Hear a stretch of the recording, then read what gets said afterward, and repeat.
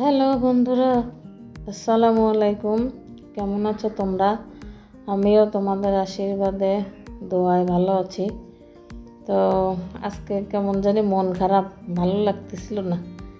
তো চলে আসলাম খেজুর গাছ বাগানে রস জাল দেওয়া দেখতে।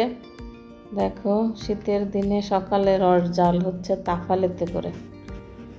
এই আর কি দেখতে আসলাম। ভাবলাম যে আমি দেখতেছি, তোমাদেরও দেখাই। দেখো, আমাদের এখানে রস জাল হচ্ছে, খেজুর গাছ বাগান, অনেক বড় বাগান। আসলাম আর স্বামীকে বলে আসলাম যে একটু ঘুরে আসি। তো আমার স্বামী বললো, ঠিক আছে যাও, ঘুরে বেড়াও, মন খারাপ করে থেকো না। কারণ আমার স্বামীটা অনেক ভালো। এর মতন একটা স্বামী মেয়েদের মাথার পরে বটের ছায়ার মতন থাকাটা খুবই জরুরি। কারণ আমি অসুস্থ ছিলাম, তখন আরও বেশি আমার স্বামীকে আমি করেছি, বুঝেছি যে আমার স্বামী আমাকে অনেক ভালোবাসে।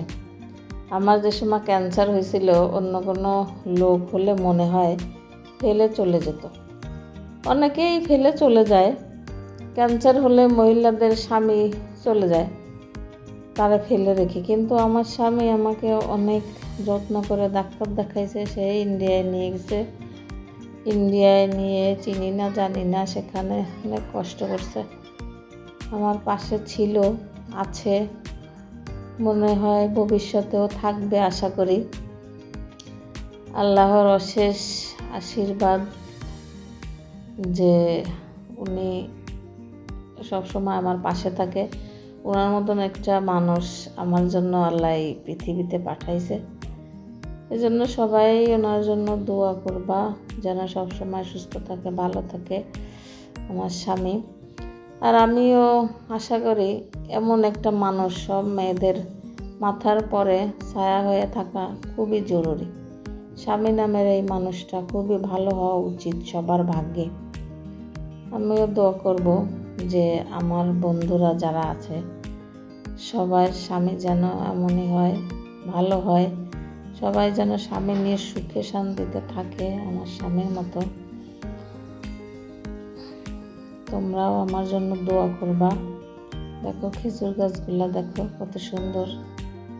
এই যে আমি যখন ইন্ডিয়ায় ছিলাম, তার আগে একটা কথা বলি, তোমরা যদি কেউ এরকম আমার মতো সমস্যায় পড়ো, ইন্ডিয়ায় যাও, তো যদি যেতে না পারো তো কমেন্টে আমাকে জানাবা। আমি যত দূর পারি তোমাদের ওখানে যাওয়ার জন্য সহযোগিতা করতে পারি। কিভাবে যেতে হবে, কিভাবে ডাক্তার দেখাতে হবে, এটা আমি গেছি হচ্ছে ভেলোর সিএমসিতে দেখাইছি। আমার যে সময় বাংলাদেশে ক্যান্সার ধরা পড়ছিল, তখন আমার স্বামী আমার ওখানে নিয়ে গেছিলো। তো ওখানে ভালো চিকিৎসা, থাকাও কম খরচের ভিতরেই হয়ে যায়। আমার স্বামী ওখানে নিয়ে আমার চিকিৎসা করাইয়ে ভালো করে বাংলাদেশে ফিরায় আনছে। যাই হোক, আল্লাহর কাছে দোয়া করি উনি যেন দীর্ঘায়ু হয়, সুস্থ শরীরে ভালো থাকে।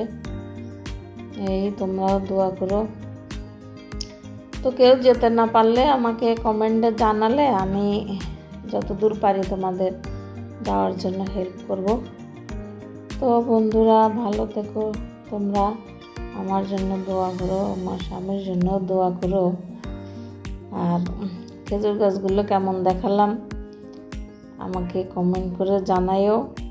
তো তোমরা আমার পাশে থেকো, আমার খুব ভালো লাগবে। তো তোমরাও সুস্থ থেকো, ভালো থেকো। আল্লাহ হাফেজ।